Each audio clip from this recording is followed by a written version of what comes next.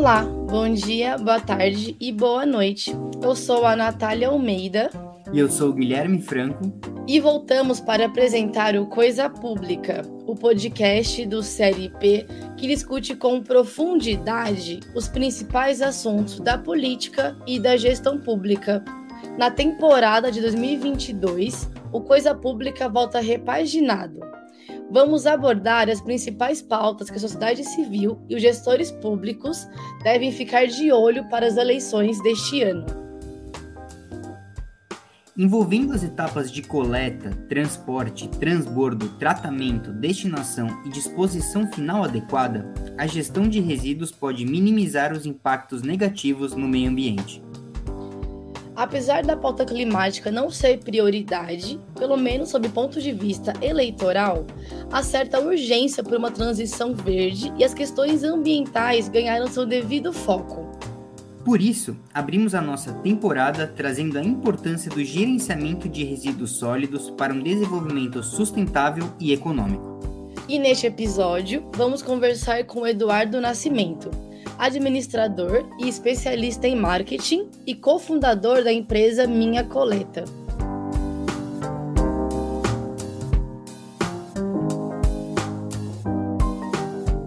Quem é você no Estado Democrático de Direito, Eduardo? Cara, que pergunta reflexiva, né? Mas, poxa, obrigado, estou muito feliz pelo convite. E eu acho que eu sou um indivíduo que, de alguma maneira, está tentando entregar um pouco de volta aquilo que eu tenho recebido, né? Não só da vida, mas de fato do Estado. Então, assim, eu trabalho com uma política pública que é bem importante, que são dos resíduos sólidos. Eu trabalho na iniciativa privada e, de alguma maneira, tento interligar isso também com a iniciativa pública. Então, eu sou um cara que está tentando fazer e gerar algum tipo de impacto positivo aí nessa jornada durante a minha vida. Legal, Eduardo. Obrigado, a gente agradece a participação. Eduardo, a gente está abrindo, então, esse primeiro episódio de 2022 falando sobre resíduos sólidos. A gente viu aí diversos eventos climáticos, né, que tragédias mesmo que aconteceram ao longo do Brasil Brasil afora.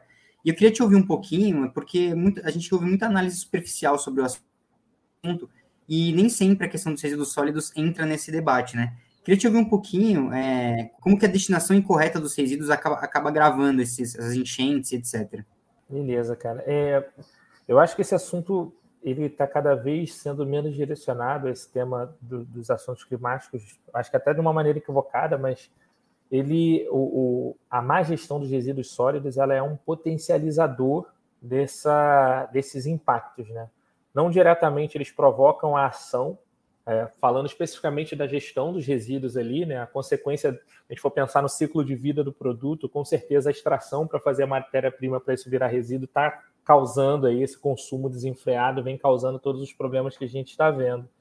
Mas quando você descarta esse resíduo incorretamente, ele pode inviabilizar algum escoamento sanitário, ele pode inviabilizar algum escoamento de águas pluviais, e quando a gente está falando de enchentes, né, isso acaba gerando o que a gente vê por aí. Então, assim, quando a gente tem uma cidade que não tem infraestrutura de saneamento básico, que ela não tem uma coleta seletiva estruturada, que ela manda os resíduos de maneira inadequada para lixões ou até aterros sanitários, eles estão contribuindo para que, quando aconteça uma catástrofe dessa, que está cada vez mais presente, né?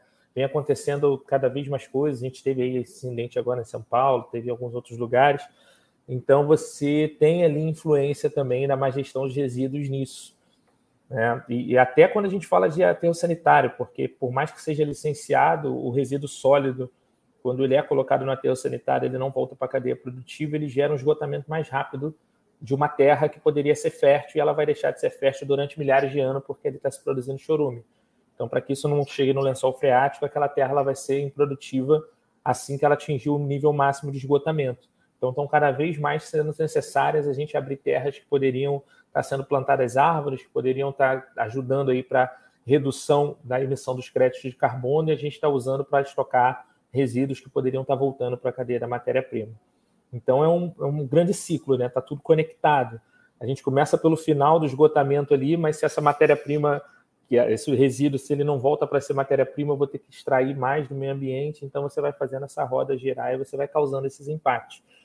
Então, é extremamente relevante que a gente esteja com essa pauta bem firme nas políticas públicas, porque é isso, a gente precisa medir e entender o ciclo de vida do produto, as consequências que ele causa, para a gente saber como eles estão influenciando nesses impactos. Legal. Emendando também agora a segunda pergunta, eu queria que você, bom, não sei se todo mundo sabe, mas o Brasil tem uma lei, né? Tem uma lei que foi criada, não sei se, acho que até 2010, você pode até explicar um pouquinho melhor. A gente tinha que erradicar todos os lixões, implementar a coleta seletiva, etc.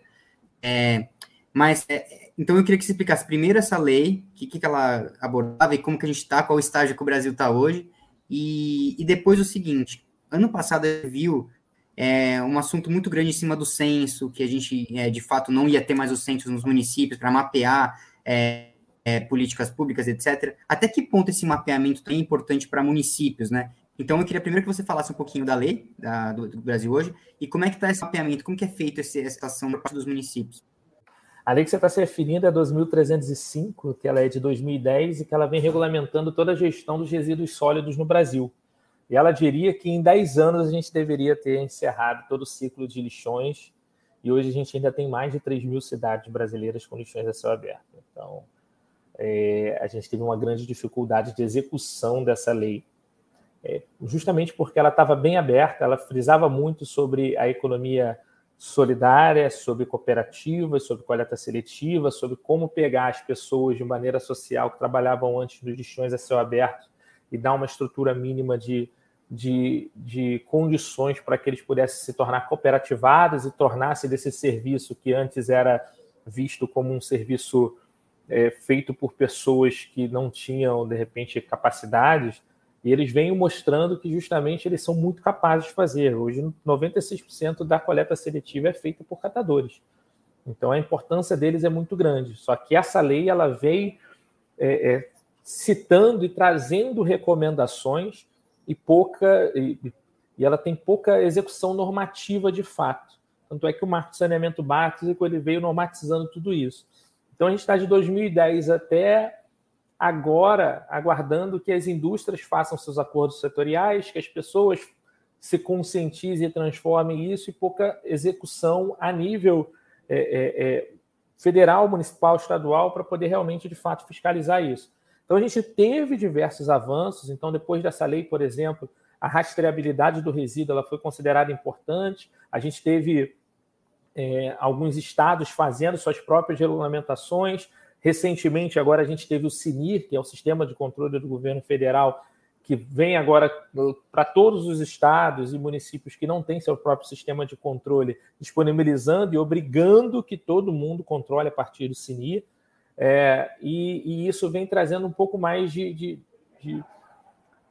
seriedade para o processo, e a gente tem coisas que essa lei trouxe que ideologicamente são muito boas, mas que na prática elas funcionavam muito pouco. Então, assim, lidar com resíduos é muito complexo. Só para você ter uma ideia, a gente ano passado teve 25% de aumento nos rejeitos identificados pela plataforma da Minha Coleta, justamente porque várias indústrias estavam entregando quando você pedia a sua comida em casa, que vinha pelo delivery, aquela coisa toda, e muitas vezes vinha naquele material plástico, e se ele não vier com aquele símbolozinho da classificação, a maioria daqueles materiais plásticos ou eram PET ou eram PVC. E aí esses dois materiais se contaminam quando eles passam pelo processo seletivo. Então, dois materiais são totalmente recicláveis, justamente porque não tinha identificação, eles chegavam na mão do catador e aquilo ali ia para o aterro sanitário. Então, mexer com resíduo, eu trouxe esse exemplo para te mostrar que mexer com resíduo é muito complexo. E aí essa lei era uma lei que, para a gente, era tudo muito novo, a gente fazia tudo por lixões, ela regulamentou aterros, começaram a existir muitos aterros, só que os avanços foram sempre muito pequenos em prol realmente da expectativa que todo mundo tinha sobre aquela lei. Agora, né, que já passou o prazo dessa lei realmente ser executada de fato, que a gente está começando a tentar correr atrás do prejuízo com o Marco de Saneamento Básico. Então, a gente está começando a ter umas mudanças em relação a isso, algumas regulamentações um pouco mais sérias, justamente por causa desse marco, e eu acredito que a gente vai ter realmente um avanço que a gente não teve nesses últimos 10 anos, nesses próximos 5, que vão pelo menos trazer um pouco mais de segurança para a gestão desses materiais e obrigatoriedades para a gestão desse material. E aí, sobre a sua segunda pergunta, eu não lembro. Você pode repetir? Como que os municípios estão se organizando e como é que é feito o mapeamento disso? Sobre o censo, lembrei. Perfeito. Então, cara, os municípios hoje, eles são responsáveis pela gestão dos resíduos, mas eles são munidos de poucas ferramentas para conseguir fazer essa operação. Então, eu vejo muitos municípios, eles levantando essa pauta, discutindo essa pauta, criando seus planos de gerenciamento de resíduos da cidade, mas na hora de executar, a gente vê números muito pequenos, né? Então, a gente vê que os gestores públicos, eles têm dificuldade realmente de tratar essa pauta quando isso vira prática, né? Quando a gente precisa realmente incentivar o processo. Vem cá, são quantas cooperativas existentes? Quantos ex-catadores trabalham nessas cooperativas? Já existe convênio ou não convênio com elas? Quem é responsável por essa logística? Você vai deixar essa logística na mão das cooperativas, sem estrutura? Como é que funciona essa questão de troca de serviços? A prefeitura, pela lei de 2010, ela consegue contratar diretamente uma cooperativa para cuidar da coleta seletiva solidária, né, com várias requisições, mas como é que funciona isso na prática? Vira uma troca de favores, vira uma operação que não funciona? Então você vai começando a olhar vários problemas operacionais ali que poderiam ser resolvidos realmente por uma regulamentação um pouco mais, não é impositiva a palavra, mas mais transparente realmente no modo de se executar do que simplesmente regrar sobre ideias e conceitos. Então eu vejo que os municípios tem alguns que estão saindo na frente, as capitais estão sendo obrigadas a fazer isso, mas elas são muito grandes, então não conseguem atingir. Então a gente vê os municípios com muita dificuldade. É uma das coisas que a gente faz, inclusive a gente mostrou isso no CLP e a gente está tentando ajudar nesse cenário, né, de estruturação. Hoje você sozinho na sua casa gera 87 quilos de resíduo reciclável por ano e as soluções só reciclam 5 no Brasil. Então a gente gera o peso de um adulto e recicla o peso de um bebê. Isso já mostra muito que a gente precisa realmente de um mapeamento mais estruturado, de mais engajamento das pessoas e de organização dessa operação no setor público. Eduardo, você falou em catadores e me veio muito na cabeça a questão da geração de renda, né, na destinação desse lixo. Então, eu queria saber de você como que a gente pode pensar políticas públicas que fortaleçam a reciclagem, não para fins apenas ambientais, mas também do ponto de vista econômico. Sim. Cara, o principal responsável pela geração desses resíduos é a indústria. Então, eles que têm que gastar mais dinheiro. A 2010 falou sobre a política da logística reversa, os acordos setoriais vieram depois, o marco agora vem sacramentando que essa coisa precisa existir, alguns decretos e regulamentações vêm ajudando, dizendo como isso vai acontecer. A geração de renda desses resíduos... Primeiro que as pessoas precisam parar de acreditar que resíduo é ouro, né? Todo mundo... A maior impressão que a gente tem trabalhando na prática, toda vez que a gente vai conversar com alguém, é que as pessoas estão ficando ricas com geração de resíduos. Se as pessoas realmente ficassem ricas com a geração de resíduos, a gente não tinha os problemas que a gente tem hoje, né? Porque a gente está acostumado a uma sociedade que trabalha em prol do capital. Então, a geração de renda, ela precisa vir de uma estruturação de uma cadeia onde a gente precisa permitir o acúmulo desses materiais para que eles consigam, e a organização e a limpeza melhor desse material. E quando eu falo limpeza, nem é só lavar dentro dessa casa, mas uma estruturação de critérios mínimos para que isso possa chegar direto na mão da indústria. E hoje os catadores não conseguem fazer isso, as cooperativas não conseguem fazer isso. Isso vai criando uma cadeia de atravessadores nesse mercado. Então, a gente precisa fazer isso chegar direto e a gente precisa fazer com que o dinheiro da indústria da logística reversa chegue de maneira mais estruturada também nessas cooperativas. Então, existe no meio dos resíduos o crédito de logística reversa, que se assemelha muito ao conceito do crédito de carbono, só que para coleta de materiais. Então, a gente precisa estruturar isso para que isso chegue de maneira mais séria nas cooperativas, para que isso consiga, de fato, ser uma renda extra, além da renda do material.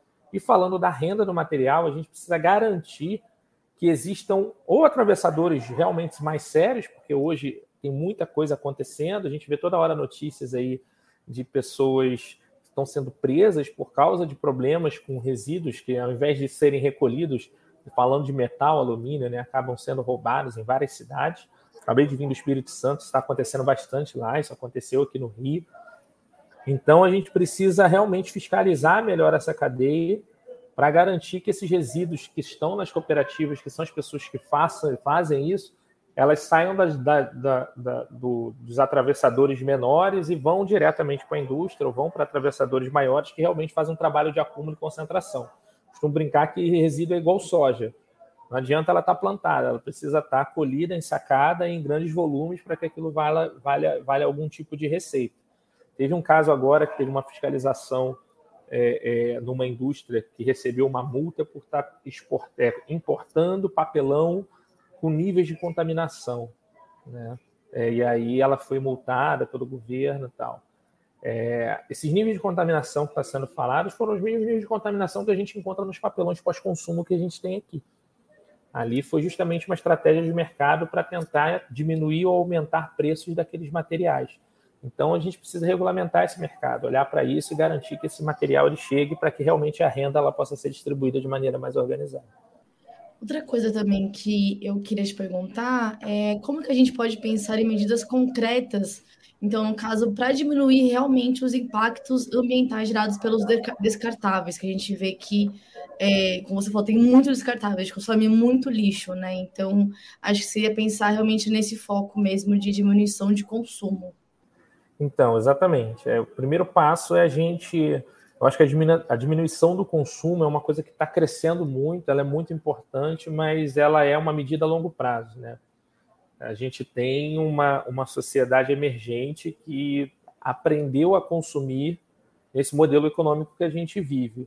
Então, se chegar para ela agora e dizer que ela precisa parar de consumir um sonho que ela sempre teve, é uma discussão que a gente vai ter aqui, porque eu libero renda para esse cara parar de consumir, como essa coisa funciona? O cara sempre quis ter uma geladeira nova, uma TV de LED, como é que a gente vai chegar de maneira concreta nessa discussão? Então, acho que a discussão do consumo ela precisa passar por uma estruturação de consumo consciente e permitir que, se esse cara tiver vontade de consumir, esse consumo ele de fato seja mais consciente no seguinte sentido: qual é o impacto daquele consumo ali? Eu preciso ter 3 daquela coisa, mas como é que eu não vou privá-lo de repente realizar o desejo e o sonho que ele sempre teve de ter alguma coisa, porque é normal nesse modelo de produção industrial que a gente tem.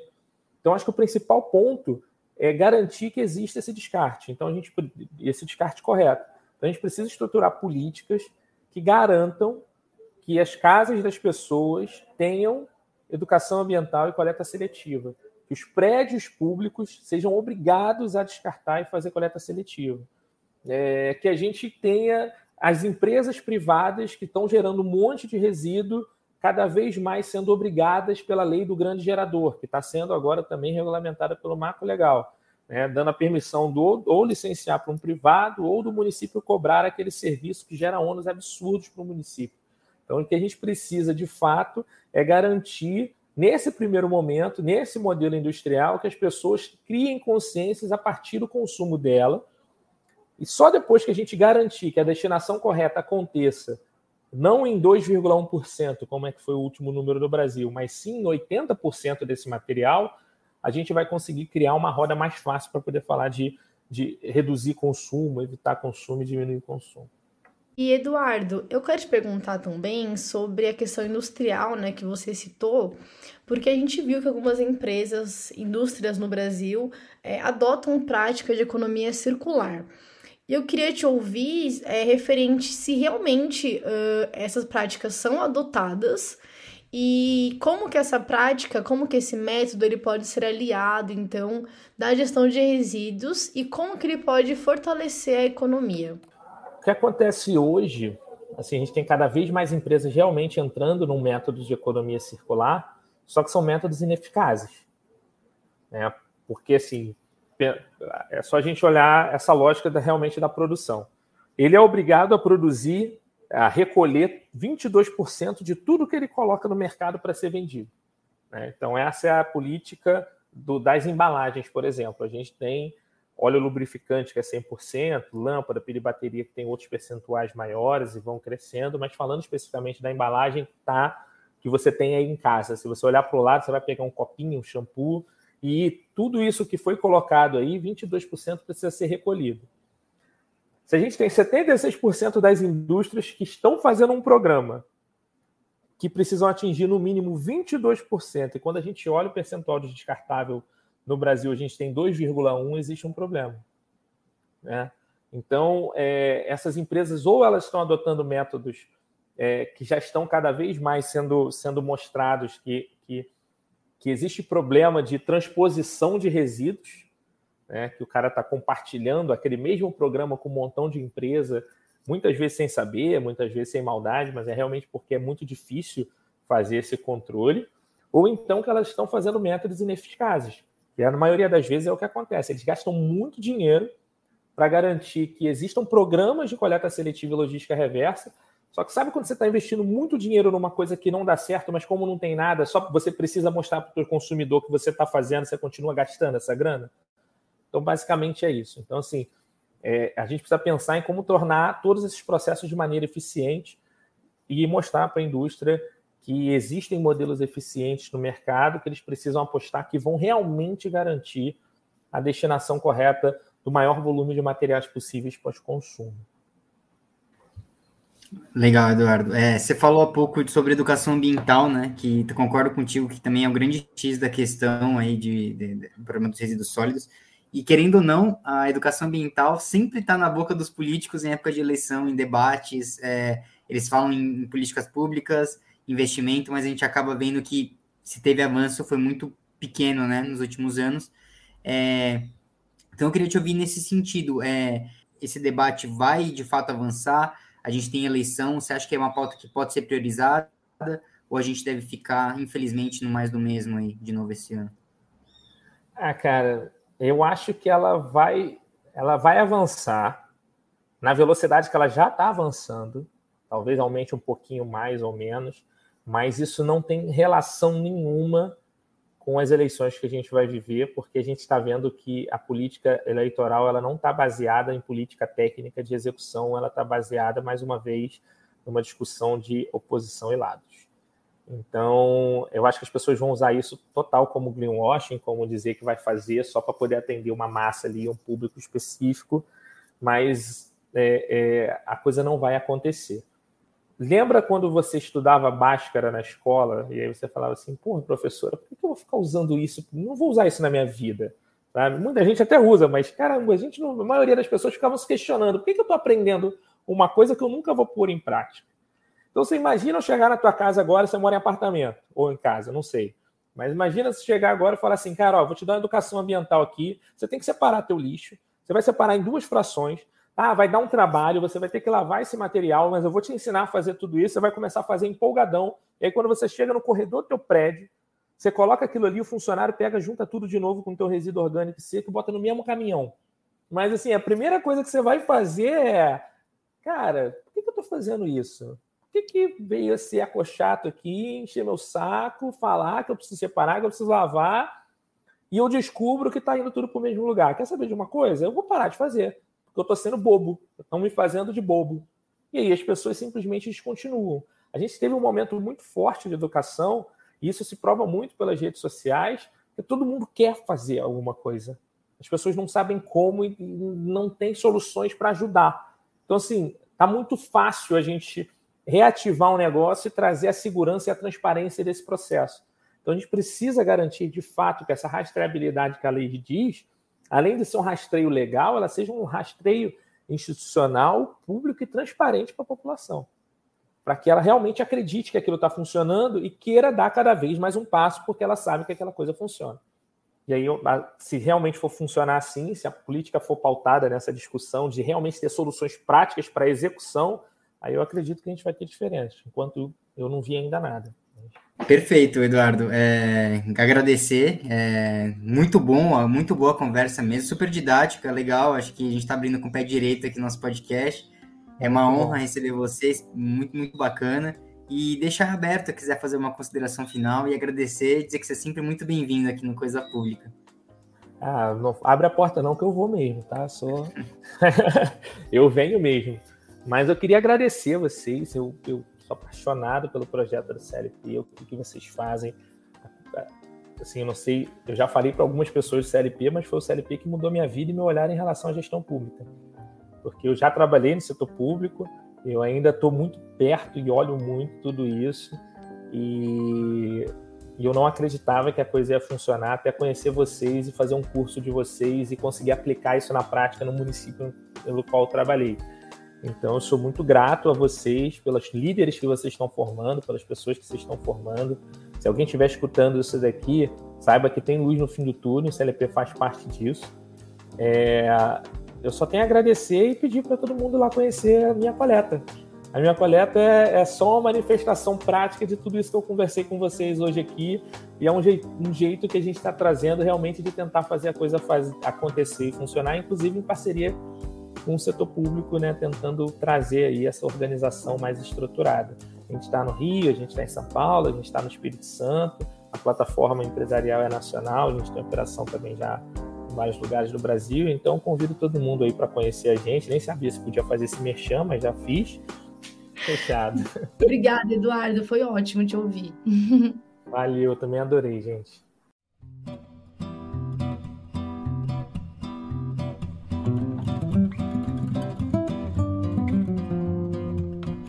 Esse foi o Coisa Pública, o podcast do CLP que discute os principais assuntos da política e da gestão pública. Você pode encontrar esse episódio no Spotify, Feed, Castbox, Google Podcasts, Apple Podcasts, Deezer e YouTube. E pelas redes sociais do CLP você fica sabendo de tudo o que acontece na política brasileira. Siga os perfis do CLP no Instagram, Twitter, Facebook e no TikTok. E caso você queira fazer sugestões, contribuir para o debate ou só mandar um oi, você pode falar conosco mandando um e-mail para contato@clp.org.br. E, na nossa página de doação, você pode apoiar o Coisa Pública com valor de só um cafezinho por mês. É só acessar clp.org.br/doacão. O link está na descrição do episódio. Em um ano de eleição, é primordial debater as pautas mais urgentes para o Brasil. Então, indique esse podcast para os seus amigos, divulgue nas redes sociais e leve essa discussão para mais longe. Antes de nos despedirmos, quero avisar que a partir desse ano vamos compartilhar o podcast Coisa Pública com o movimento Unidos pelo Brasil. Em breve traremos mais novidades sobre a parceria. Um abraço e até o próximo episódio. Um abraço e até!